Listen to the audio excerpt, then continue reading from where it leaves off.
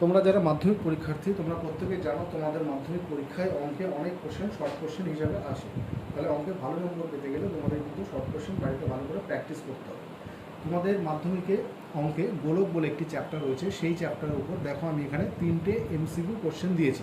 তোমরা এই এমসিকিউ কোশ্চেনগুলো বাড়িতে ট্রাই করবে, তার উত্তর কী হবে সেটা আমাকে কমেন্ট বক্সে কমেন্ট করে জানাবে। এর পরবর্তী ভিডিওতে যদি আমার চ্যানেলকে তোমরা ফলো করে থাকো সেই ভিডিও তোমরা আমার চ্যানেলে পেয়ে যাবে এবং সেই ভিডিওতে আমি অঙ্কগুলো সলিউশন দিয়ে দেবো। সেখানে যার যে অঙ্ক আটকাবে সেটা সেখান থেকে তোমরা দেখে নেবে। তার আগে তোমরা এই অঙ্কগুলো নিজেরা ট্রাই করো এবং এগুলো আনসার কী হবে সেটা আমাকে কমেন্ট বক্সে অবশ্যই কমেন্ট করে জানাবে। প্রথম অঙ্কটি আছে দেখো, 2r একক দৈর্ঘ্যের ব্যাসার্ধ বিশিষ্ট নিরেট গোলকের আয়তন এই 4টে অপশানের মধ্যে কী হবে। 2 নম্বর কোশ্চেন, দুটি নিরেট গোলকের আয়তন অনুপাত 1:8 হলে তাদের বক্রতলের ক্ষেত্রফলের অনুপাত এগুলোর মধ্যে কোনটা আসবে। এবং লাস্ট কোশ্চেন, 7 সেন্টিমিটার দৈর্ঘ্যের ব্যাসার্ধ বিশিষ্ট একটি নিরেট অর্ধগোলকের সমগ্রতলের ক্ষেত্রফল কী হবে।